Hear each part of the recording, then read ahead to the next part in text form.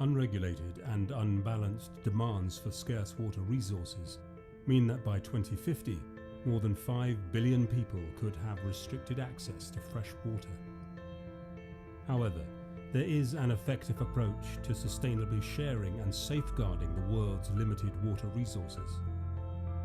Integrated water resources management is a comprehensive framework for managing water resources, balancing social and economic needs while protecting ecosystems for future generations. Those countries that have effectively implemented IWRM have seen clear benefits and are leading the way in sustainable water management. However, data from Indicator 651 shows that many countries are lagging behind. To accelerate IWRM, we need to strengthen political will, improve cross-sectoral coordination, increase data collection, sharing and transparency, build technical and human capacity, and secure dedicated financing for IWRM. Without accelerated progress, we will fail to achieve clean water and sanitation for all. Countries must act now and safeguard the world's water resources. To find out how the UN Environment Programme, the Global Water Partnership, the CapNet Network, and the UNEP DHI Centre are supporting countries in IWRM implementation, please visit the IWRM data portal and the SDG 6 IWRM support programme.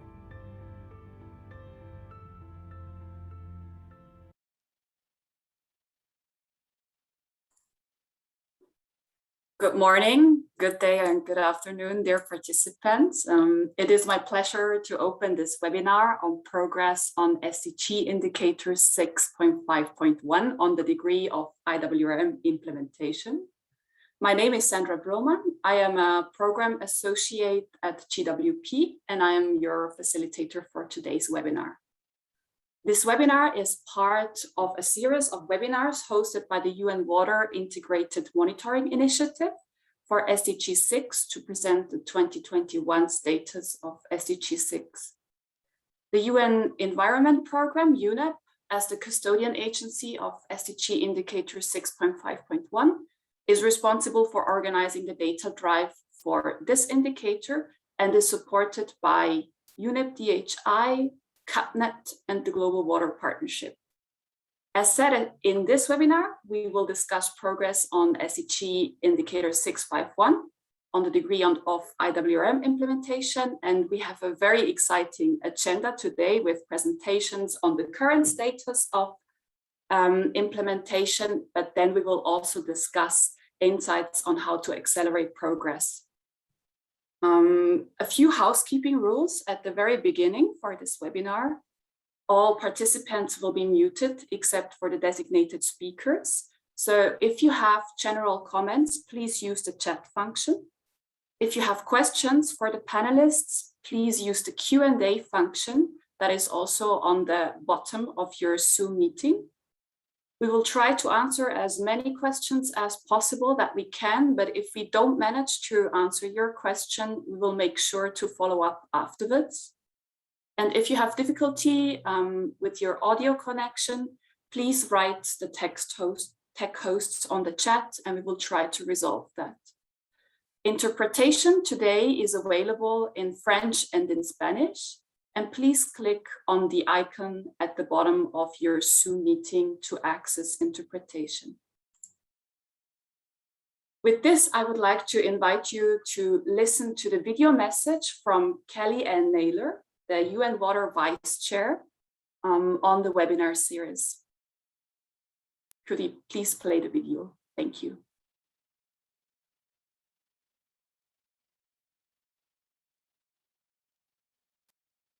Dear colleagues and friends of water, thank you very much for joining this webinar today to discuss progress towards Sustainable Development Goal 6. This webinar is part of a series of webinars taking place this month, each focusing on global progress towards a specific SDG 6 indicator and target. Before we get into the details, I wanted to share a few important messages about overall progress towards SDG 6 and how the UN is working together to report on our progress. We are now 6 years into the SDGs. And for the first time, we have water and sanitation data from almost all the countries in the world. This country data were compiled last year by the UN custodian agencies who joined forces under the UN Water Integrated Monitoring Initiative for SDG 6, or as we fondly call it, IMI SDG 6.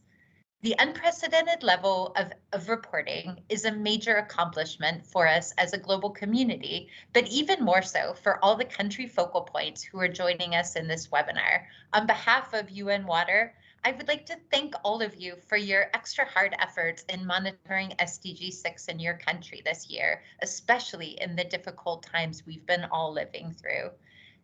When we look at this data, they sadly confirm the tendency that we first saw in 2018, that we are off track to achieve sustainable water and sanitation for all by 2030. Taking a look at some of the hard facts about SDG 6, we see that billions of people worldwide still live without safe water and sanitation and basic hygiene services.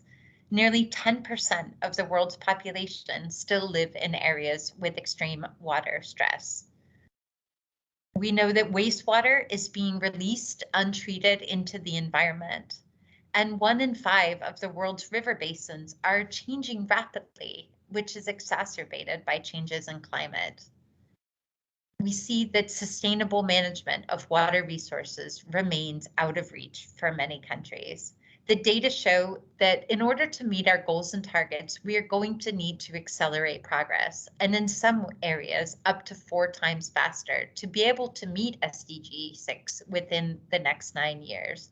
More than anything, we're going to need politicians and policymakers at all levels to be able to set bolder priorities and quickly. But the good news is that we already have a lot of sustainable solutions in place. Last year, UN Water launched the SDG 6 Global Acceleration Framework with the full backing of the UN family to mobilize action across government, civil society, and the private sector across the UN to be able to better align our efforts, optimize financing, and enhance capacity and governance. From our work with countries and from their data, we've learned a lot about opportunities for accelerating progress. We've learned about the importance of scaling up capacity building, coordinated action, mobilizing political will. And of course, we've learned how data and information can be used to better guide policy and decision makers in their work. Because despite these heroic monitoring efforts of the last year, we still see large data gaps. Our ambition and hope with this data and with our SDG 6 reports are to further encourage and support national and subnational data collection and ultimately help policy and decision makers to take informed action. This is what IMI SDG 6 will be focusing on as we go forward, and we call on the entire water community from global to local efforts to join us in taking this forward. I wish you a very fruitful and lively webinar today and very warmly welcome you to join the other indicator webinars that we're organizing this month. Thank you for your attention and for all of your continued efforts to drive progress towards our common goal to ensure availability and sustainable management of water and sanitation for all. Thank you very much.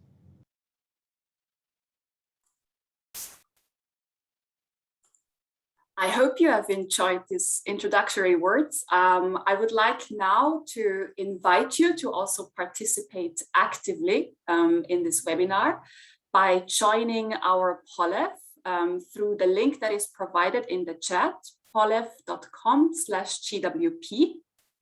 We have a few questions for you that we'd like your reply from. The first one, please tell us where you're joining us from. So you can just click basically on the map on your city or your country, and we will see where you're joining us from. I can see a few already joining us from Europe, Sweden, Central Europe. We have a few participants from the African region, someone from Argentina, Mexico.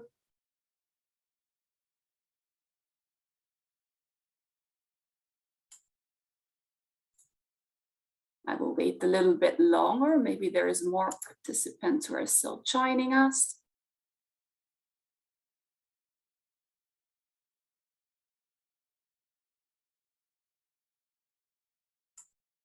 Very nice. It seems more or less stable. So I would suggest that we move to the second question. The second question is, were you involved in the SDG 6.5.1 reporting process in your country in 2020 in any way? Number one, option number A is yes, I helped coordinate the consultations. Option B, yes, I provided inputs to the survey or consultations. Option C, no, I did not have the opportunity to contribute. Or option D, no, it was not relevant for me. I can see that a few participants have actually not had the opportunity to contribute. Around half of the participants, it seems, had either helped coordinate the consultations or they provided input. And only around 15% say that it's not relevant for them.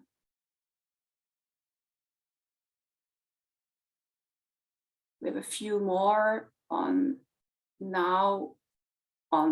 people that helped coordinate the consultations, but still around 1/3 did not have the opportunity to contribute to the consultations.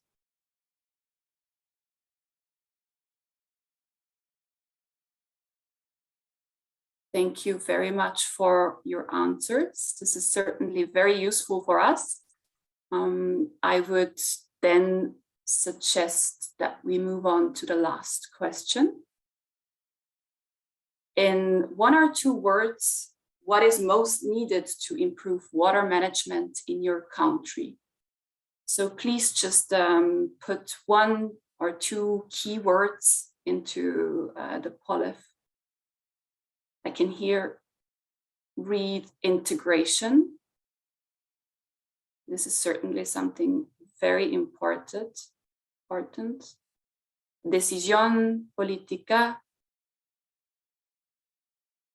Integration, intersector. Commitment.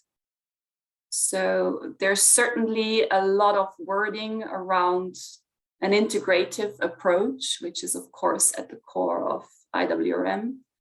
Collaboration, data, financing. We will also hear later on about challenges and opportunities around that. So there's certainly also some areas that you mentioned here that are relevant. Collaboration is really sticking out here. Political, financing, engagement, I can also see. Capacity, holistic procedures. Very interesting. Stakeholder also, of course, yes, stakeholder participation.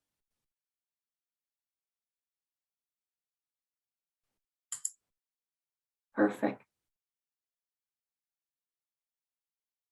Thank you very much for all these very interesting answers. I will just let it run for a few more seconds before I close. Pricing we also have, yes. Ideas, equality, digitalization, also something very important when it comes to data.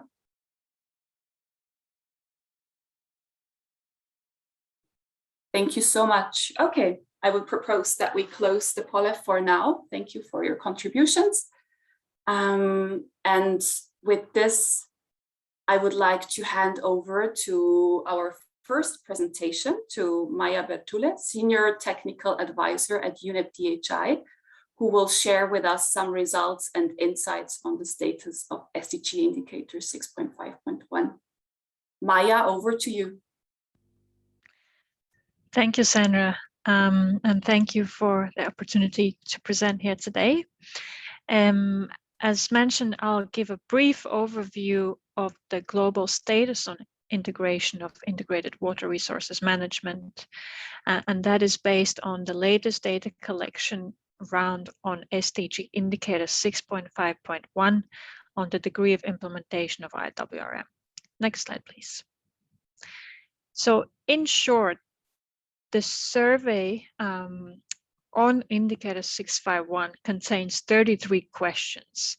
And for those of you not familiar with indicator 651, it is a country self-assessment, and these questions in most countries are discussed and agreed upon, or I should say the scores for these questions are agreed upon in some degree of stakeholder consultation process. And you can see the map on the right side here of the various degrees that stakeholders have been involved in the survey in year 2020. UNEP, who is the custodian agency for this indicator, received 171 reports in 2020. So overall, a very good coverage for the year. Next slide, please. In terms of the results, so indicator 651 is measured on a scale of very low to very high, and that's represented with a score of 0 to 100%. For year 2020, you can see the national level results on the map on the left side here. And globally, so the global average has made modest progress, I would say, from 2017. And 2017 was the baseline year, so the first time countries reported on the indicator. And as of 2020, globally, we are at an average implementation rate of 54%, which corresponds to medium-high degree of implementation of IWRM. And you can also see the country distribution on the left side of the screen in the pie chart there. Good news is we no longer have any countries in the very low implementation category. However, we still have more than 80 countries at the low, so the low and medium low levels of implementation. So definitely need for some progress there. Next slide, please. Regionally, we do see that the average implementation levels are lowest in Latin America and the Caribbean, Oceania, Central Southern Asia, and Sub-Saharan Africa. In terms of the aspects of IWRM, financing is the dimension that still has on average the lowest scoring for most countries, in fact. And countries have also provided free text responses in addition to the scores. And what we see through those is that there are some common or often cited barriers that emerge from the results. And we see lack of political will and commitment as one, lack of coordination, as we also saw, was one of the most mentioned words in the little poll we just had, financing, but also weak capacity and lack of monitoring, so lack of follow-up on whether the things in the policy and policies and strategies are actually being implemented. And often also mentioned is the lack of effective legal framework, so lack of enabling environment that would foster better implementation of IWRM. Next slide, please. So in terms of key messages, I want to highlight 3 key messages that have come out of this 2020 global reporting round. So first, globally, the rate of implementation of IWRM urgently needs to double. And as you can see on the chart on the left side here, the progress we have made since the first reporting round is very modest. And if we are looking at achieving target by 2030, and target is very high degree of implementation globally, there is still a long way to go. And we need to at least double the rate of progress that we have had to date. Next slide, please. Key message number 2, we do see that real and rapid progress is possible. And as you can see on the map here, we see that 22 countries have made very substantial progress since the first reporting round. We also see that 44 countries are already relatively close to the target. So progress can be made in a relatively short time. However, based on the results to date from the 2 reporting rounds, we do see that 107 countries will not achieve the target by 2030. So the focus really here is on accelerating progress in those countries and maintaining momentum in the countries that have been progressing well to date. Next slide, please. And finally, business as usual is not an option. We have had focus on IWRM implementation for a couple of decades now, yet we see from the chart here that none of the key dimensions are really on track to achieve target by 2030. However, what we see also from these 2 global reporting rounds is that there is a vast amount of very valuable experiences that countries can share. So very practical examples and also innovative approaches as to how countries have approached implementation of IWRM. So a lot of opportunities for sharing the experiences and really breaking down what IWRM implementation really means in practice. Next slide, please. And finally, just some key recommendations that are emerging from this latest data drive. We see that political will and action planning are 2 key enablers for making progress on IWRM implementation. So really high-level commitments to implementing sustainable approaches to water management and translating that to very specific actions of what needs to be done. And focus areas here are on coordination and alignment, and that's coordination and alignment not only across national level institutions, but also across the levels, so national, subnational, and basin level. Also increased and coordinated financing, looking at prioritizing basin and aquifer management and instruments needed for that, capacity development, inclusive participation, so making sure that all stakeholder groups have meaningful opportunity to make decisions that actually relate to how their water resources are managed and developed. And also update and implementation of favorable legal frameworks. So creating that enabling policy environment where implementation of more sustainable approaches to water management are supported. And last but not least, of course, promoting transboundary cooperation is one of the focus areas. With that, I'll wrap up here. I'll say thank you. More information, of course, is available in the global and regional reports. And I will hand over the floor to my colleague Garrett to continue on the way forward towards target 6.5. Thank you very much. Thanks, everyone. I hope you can hear me. Just adjust that camera there. Hello, everyone. My name is Gareth James Lloyd. I'm the Deputy Chief Manager of the UNEP DHI Centre.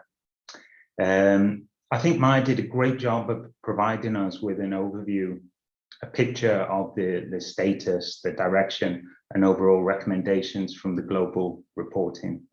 The purpose of this brief presentation that I'm going to make is to encourage you to take a closer look at some of the ideas for advancing IWRM in chapters 5 and 6 of the global report.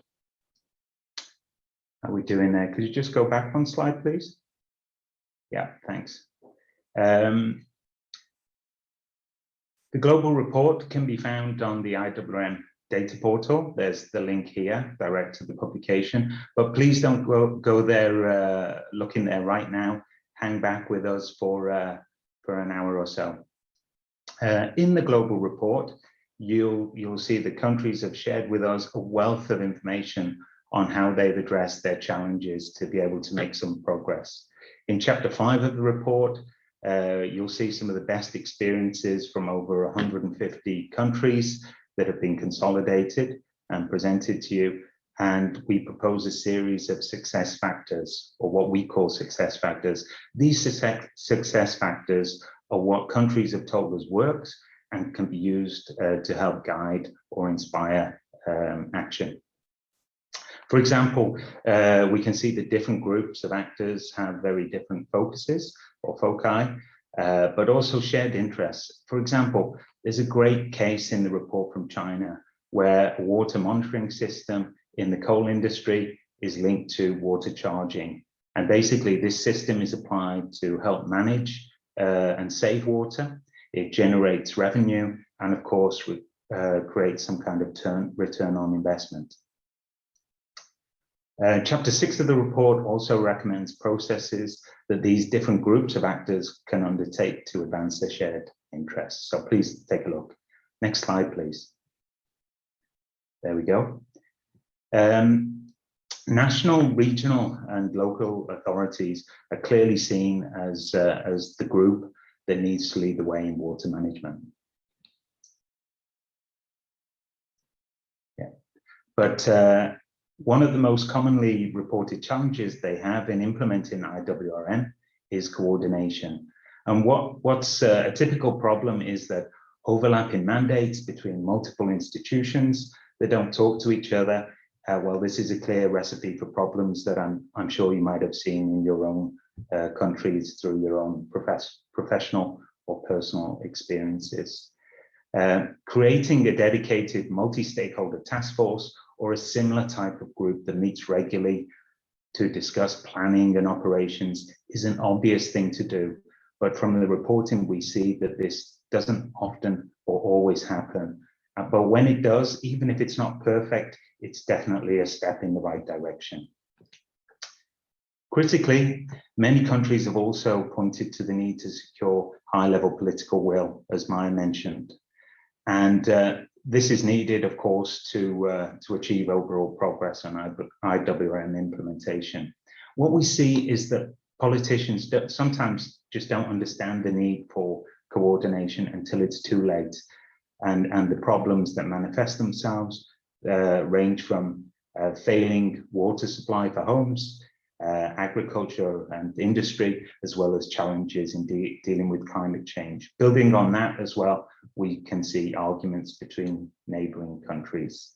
The report has a number of inspirational ideas on how to address political will, and being able to communicate the value of action is key. So you'll find some good stuff in there. A number of countries, including Ghana, Guatemala, Kazakhstan, Vietnam, just to name a few, they've built on their national reporting to engage across sectors with stakeholders to develop and implement action plans. These plans have specific actions, leaders, costs, and key dates for implementation. Identification of financing is, of course, super important. That's a key thing, but we'll hear more about that in the next presentation from Colin. Colin, don't worry, I'm not going to steal your storyline. Next slide, please. Yeah, but before we go over to Colin, I'd just like to remind you of the United Nations SDG 6 acceleration framework that Kellyanne mentioned in the introduction at the start of the webinar. The acceleration framework is led by UN Water, and its purpose is to help coordinate and communicate the global efforts to achieve SDG 6. If you follow the link shown here, but not now, again, please, you can browse over 100 actions and more are being added all the time. And basically, depending on your role and interest, these actions can provide inspiration for your work, or you may be able to identify opportunities for receiving some kind of support or assistance. Next slide, please. Another place you can find inspiration and assistance is the SDG 6 IWRM support program. I'll now pass you over to my colleague, Colin, who will tell you all about that. Thanks a lot. Over to you, Colin. Yeah, thanks so much, Gareth, and good afternoon, good morning, or good evening to all of you, depending on where you are. My name's Colin Heron. I'm the Global Coordinator for Water Solutions for the SDGs at the Global Water Partnership. And as Gareth mentioned, I'm going to talk to you today about the SDG 6 IWRM support program, which is a mechanism of supporting governments and different stakeholders to advance first in identifying and then in moving towards their own individual targets related to SDG 6.5, but also related to broad water-related targets. So next, please. The way the SDG 6 IWRM support program works, first, it is a coordination mechanism between UNEP as the custodian agency for this SDG indicator, UNEP DHI Center, CAPNet, and the Global Water Partnership. And it works by first supporting the monitoring exercise every 3 years on SDG 6.5.1. This is really about identifying the challenges and opportunities for advancing on IWRM within the national, subnational, or transboundary context. That is done ideally in a multi-stakeholder environment where we bring together civil society, academia, the public sector, the private sector, and international organizations. Building upon those challenges and opportunities identified, we then help countries to firm up a specific action plan on IWRM, which should be multi-stakeholder, but also multi-sectoral. We've supported a number of countries on that so far, and really the challenge is about making those plans actionable to make sure that it's not just a planning exercise, but really leads to tangible progress. And stage 3 of this process is around implementing solutions. So having defined the plans, how do we really ensure that these actions are being implemented? All of this should, of course, lead back to the stage 1 monitoring exercise every 3 years, where we can see the measurable, quantifiable progress generated through this process. Next, please. So where have we supported countries so far? The SDG 6 IWRM support program up to today has supported 72 countries, mainly through the GWP network, I have to add. And that has been on our stages 1, 2, and 3. Different countries are at different stages, and that's perfectly fine. But what's interesting to see is that this has already started to lead to some measurable impacts. We have 10 countries that have already defined an action plan at stage 2. We have another 4 which are in the process of doing that currently, and we have about 8 or 9 that we're in discussions with around how to do this. And our objective is to support at least 40 within the next few years, to really use this as an integrative planning exercise. And we're already supporting around 10 countries on implementing those priority actions that they identify. Next, please. To do this, of course, we do provide tools and guidance to countries and other interested stakeholders, all of them free of charge and multilingual. First, we have the IWRM acceleration package, which is a set of suggestions, recommendations, tools, guidelines based on the experience we've gathered so far from working with these 10 countries about how the steps are best achieved at the national context, in the national context, to really bring together different stakeholders to plan for IWRM action. That is not a straitjacket, of course. It's suggestions that countries are free to adapt to their national circumstances. To help with that, we also have a free online course, which will be available in the coming months, again in English, French, and Spanish, which will be on specifically IWRM action planning. We also offer technical and financial assistance from the SDG 6 IWRM support program, or for countries that require that support to move ahead. Although our methodology is open source, and really we invite countries and any interested stakeholder to use it. To view the actions that have already been defined by these 10 countries, we have the IWRM Action Plan Searcher, which brings together over 200 actions defined by countries to advance on their IWRM planning. These really constitute an investment portfolio for anyone interested in supporting or taking part in IWRM actions. Fourthly, we will have a community of practice available in the coming months for anyone interested to share their experiences, share their lessons, and learn from others. And finally, we have some very good case studies, tools, and methods that will be made available within the IWRM Action Hub, which is the new name for the toolbox. All of this will be available on the link that you should see in the chat now. Next, please.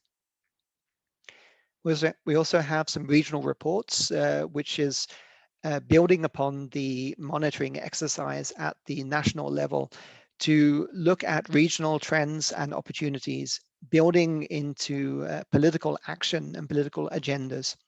Currently, reports have been launched in Central America and in the Pan-Asia region, and others are ongoing in Western Africa, in South Asia, in the Med region, and in the Western Asia region as well. Next, please. We also provide thematic guidance. Last week, we launched a report on gender in water resources management. We are providing guidelines on multi-stakeholder processes. We are working on 2 initiatives around financing for water resources management, which we saw is really lagging behind, and also around data sharing, which is a huge opportunity to bring together the different sectors to improve the quality of data that is used to inform decision making. Next, please. So that's my last slide. I'd just like to thank you all and to state that the SDG 6 IWRM support program is at your disposal. Use it. The information is public, and we really exist to coordinate the progress towards SDG target 6.5. So thank you very much. And now with that, I'd like to turn over to my colleague, Sandra Bulbrand. Thank you very much, Colin, and thank you also to Gareth and to Maya for all these interesting presentations. I'd like now to open up the Q&A session. So, dear participants, this is now your time to ask questions to the 3 panelists, to the 3 presenters that you just heard. If you want to ask a question, please use the Q&A button at the bottom of the Zoom meeting. So you can just post your question in there, and I will then kind of introduce the question to the panelists. I can see, can we have the spotlight on the presenters, please? And I can see that we already have one first question there from BSO. The first question is around what kind of stakeholders are included during the reporting process and monitoring process. I would like to hand over to Maya. Could you perhaps explain a little bit more who is involved? How does it actually go on country level? Absolutely.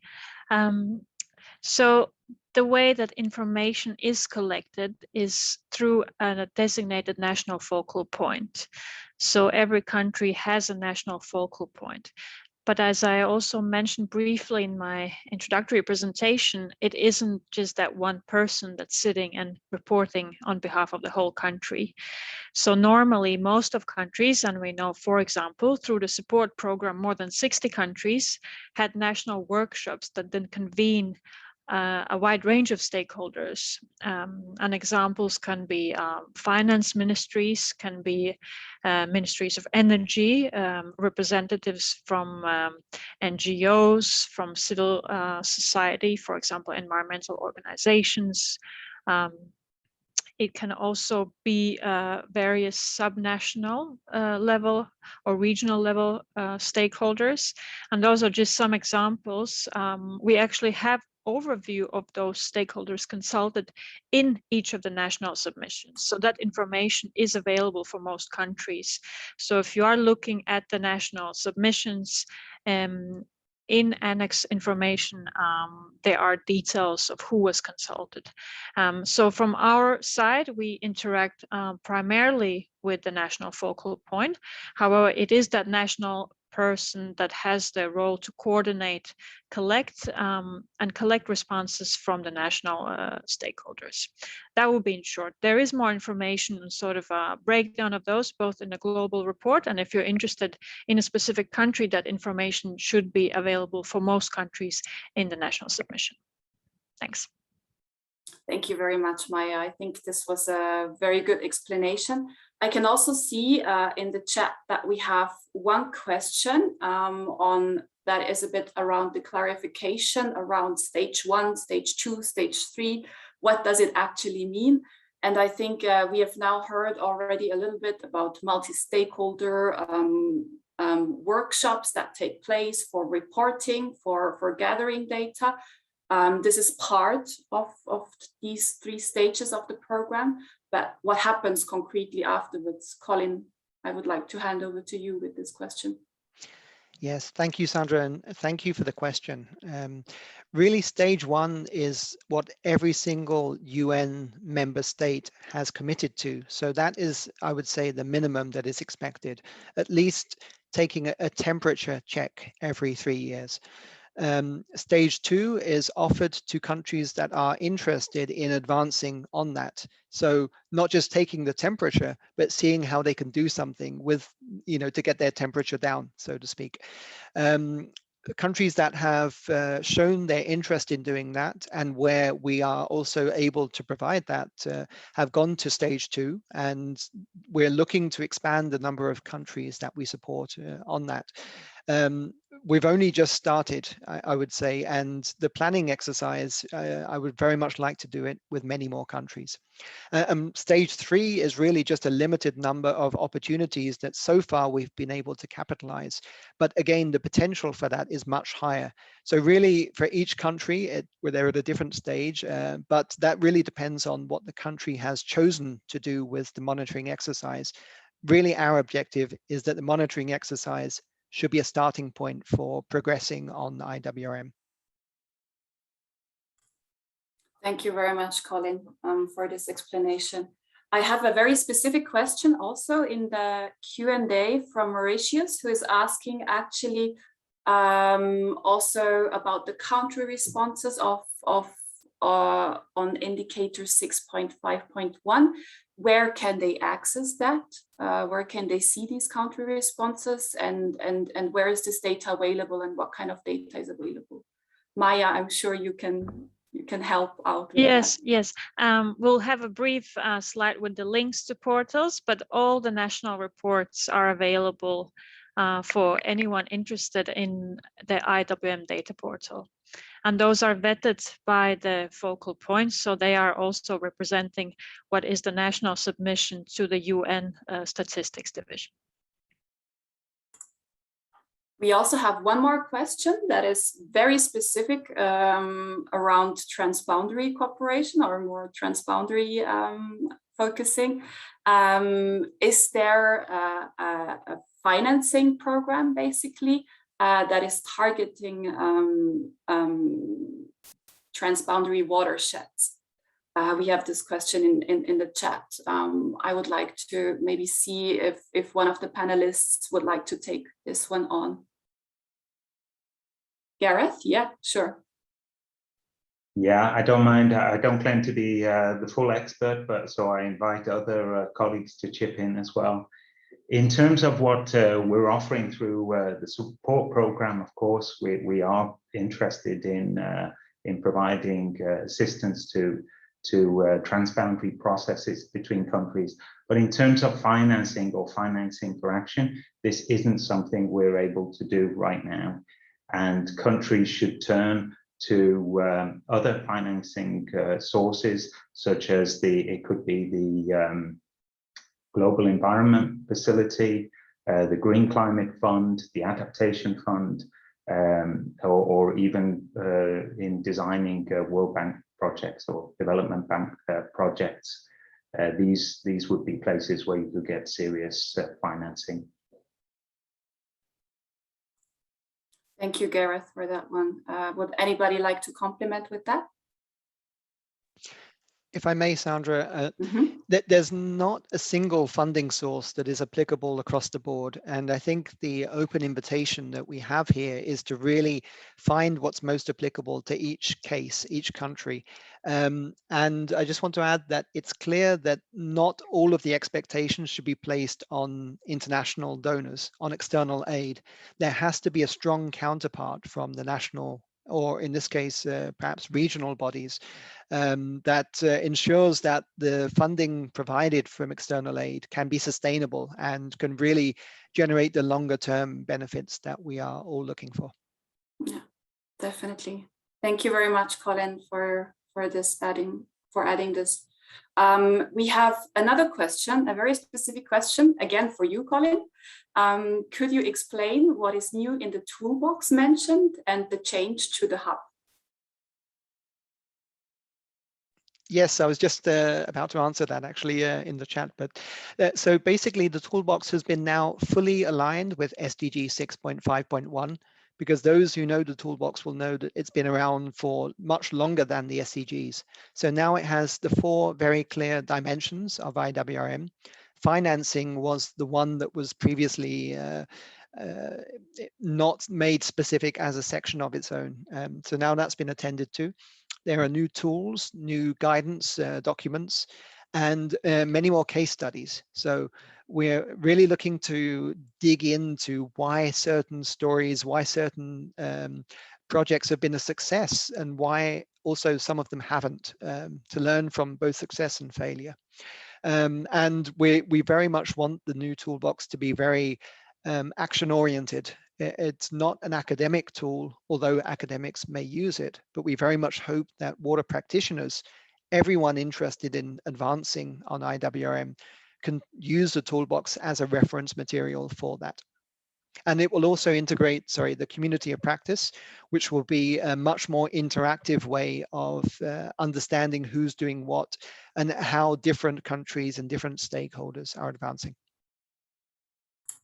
Very nice. So we've heard a lot about the different tools that are available, also where countries maybe have to improve, right? Which are the areas that provide the biggest challenges. So maybe just hearing from you a little bit from the panelists. So if now I'm a country and I really want to progress on IWRM, so what do I have to do first? What's the most pressing one? Gareth, please. I think the obvious thing to do, which perhaps I can also help our colleague from Mauritius, is to go and have a look in the IWRM data portal and find your national report there. There you can find the submission from the country. It names the focal point, it describes the process, and all your challenges have been outlined there in what is probably a multi-stakeholder process. Also on that IWRM data portal, you will find your country scorecard, which will show you how your country has not progressed between the 2 reporting rounds. This will help you to begin to identify the opportunities and also give you an idea of which stakeholders have and haven't been involved in the process. You can also on that site, you can download the global data, which will allow you to compare between countries. And I should also mention that those country reports are available in all UN languages. So if you only speak Spanish, you can actually go down and download the Mauritius report in Spanish, for example. From there, I would then go on to the support program website. Even if you're not involved in the support program, all the materials have been made available there. And also, of course, look in the SDG accelerator framework for some inspiration, and as well the global report. This would be the starting point. Where you take it from there is, of course, context specific, but this will at least allow you to identify both the problems and the solutions, and maybe begin to think about the stakeholders to engage with as some of the first steps. Thanks. Thank you, Gareth. And this is certainly very useful also, and provides a clear kind of sort of guidance for countries where to start also, especially with the with the UNEP VHI data portal, the IWRM data portal, excuse me, and the SDG 6 IWRM support program. Maya, Colin, would you like to complement anything? Perhaps I could just add again that the action plan searcher perhaps is also a good source of inspiration. as Colin also mentioned, it has several hundred various actions that other countries or countries overall have identified. So I think that is also a good starting point for seeing how neighbors or how other countries in the region and broader are addressing and tackling the same issues. So I would recommend a visit to that as well, because sometimes we really see very innovative approaches to issues countries have been dealing with for a while. So that would be my recommendation. Thanks. And sorry, just to mention to colleague from Mauritius, I will post my email address, but as Gareth also mentioned, focal point information is available online as well. Thanks. Thank you very much, Maya. Colin, do you want to Sandra, add? sorry. Yeah. May I also add that, of course, pointing people to websites can be quite frustrating if you don't know exactly where you're looking. And I know that, I hope Maya and Colin don't mind. I know you don't, Sandra, but colleagues on the webinar, they're very welcome to take contact to us, to be pointed in the right direction, exactly as the colleague from Mauritius has done. If there's any challenges in something maybe you haven't understood or we haven't explained clearly enough, please reach out. Happy to help. Great. Thank you very much, Gareth. That's true. Colin, unless you have still something that you would like to add to this conversation? No? Okay, very good. Well, just very briefly, my job is to help the world advance on IWRM. So we are, as Gareth said, we are available and we're more than willing to support everyone interested. So please do write to us and we will make sure that we share the presentations and materials and the contact details from today with all of you. Thank you. Of course, yeah. Thank you so much, Colin. And also, now I think this is the perfect also way to hand over to Maya again, who has a very brief overview on some key resources. So there you will see again what is available, where you find material, where you find resources. Maya, I'm handing over to you quickly. Thank you. And thank you very much to all the panelists for your availability to answer all my questions. Thank you, Sandra, and thank you for the great questions. So just very briefly, and so that we all have the links on the screen, as was mentioned, the IWRM data portal is a key source when it comes to data. And that means, of course, the national scores for 2 years, but also the full national submissions for both years. And this is important because the countries reported not only scores for each question, but there's also quite a lot of narrative explanation why the scores have been selected as they have, and of course, annex information on the focal point, on stakeholders consulted, and more. So that information is all freely available on the IWRM data portal. And of course, the regional and global analysis reports. Then we have the support program website. You can find a description of all our activities in the specific countries on support program website. You can also watch some of the country experience videos. We have quite a few of those. And of course, access the updated toolbox, the action plan searcher, and get information on upcoming events. And as was mentioned by colleagues, of course, have access to the more thematic reports, such as the gender mainstreaming report. So I would say these are the two key links that could take you further if you need any additional information. But of course, feel free to reach out to us. Our contact details are available and we'll be happy to support you as needed. With that, I believe I'm wrapping up my presentation and handing it over to Joachim Harlin, who is the Chief of Freshwater Ecosystems Unit at UNEP and also Chief Manager of the UNEP DHI Center on Water and Environment. Joachim, over to you for some closing remarks. Thank you very much. First of all, on behalf of UN Water, of GWP UNEP and the UNEP DHI Center, and also our SDG IWRM support program, I want to thank you all. Thank you for joining this IWRM session. And a special thank you to Colin, to Maya, to Gareth and Sandra for your contributions. It's been a very rich and interesting session, and sometimes I have a feeling that we come up with our key messages and we talk about mobilizing political will and stakeholders and coordination, collaboration. It might sound as if this is a little bit nebulous and cliche, but I can assure you this is real. This is real issues. When you go down to the catchment level, we often see, you know, very competing needs and competing actions. And for food, for energy, for industry, for urban water supply, for nature, for tourism, we see pollution going on. We see problems with biodiversity and so on. And unfortunately, very often, all these actions are taken a little bit in isolation without the proper coordination. And that's what IWRM is all about, trying to utilize the resources, sustain it manageably, and get a more equitable management of water resources. So that is a real thing. And then on top of that, we have a number of other drivers like climate change and where we get floods and droughts and other stresses that we have to cope with. So having the IWRM indicator and being able to monitor it and have such an active participation and understanding the situation is a giant step forward.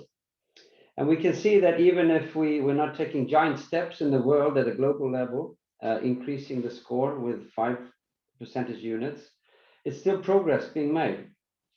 And as you heard, 22 countries have made rapid progress. And we have a lot of positive examples and lessons to share and learn from. I think that's the good news. And in the report, you can read and see a lot of details on what works and what has been holding back. So we in the IWRM support program, we also avail ourselves, as you've heard. You've seen that there's a lot of tools and materials that you can take part of, and I really encourage you to do so. So I would like to thank you all again, and I would like to declare this IWRM webinar officially closed. And in closing, we are going to see a short video clip. Thank you very much, everyone.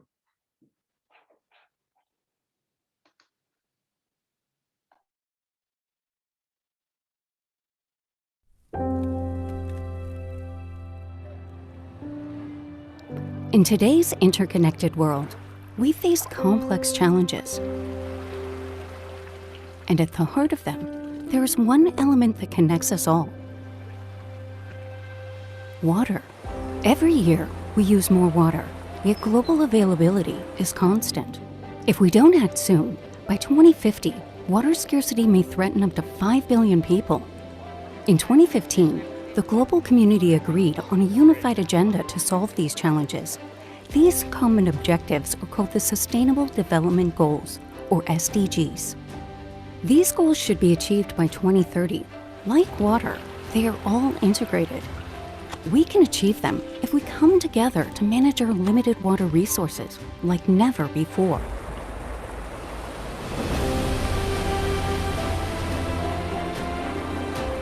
That's why UNEP, UNEP GHI Center, CAPNet, and GWP have joined forces to establish the SDG 6 IWRM support program, a platform to accelerate and coordinate effective action.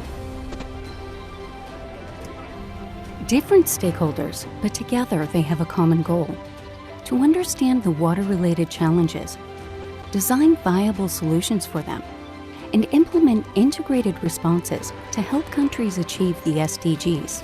Joining the dots between countries facing similar challenges, helping them to act locally, achieve their national targets, and link them to a global movement.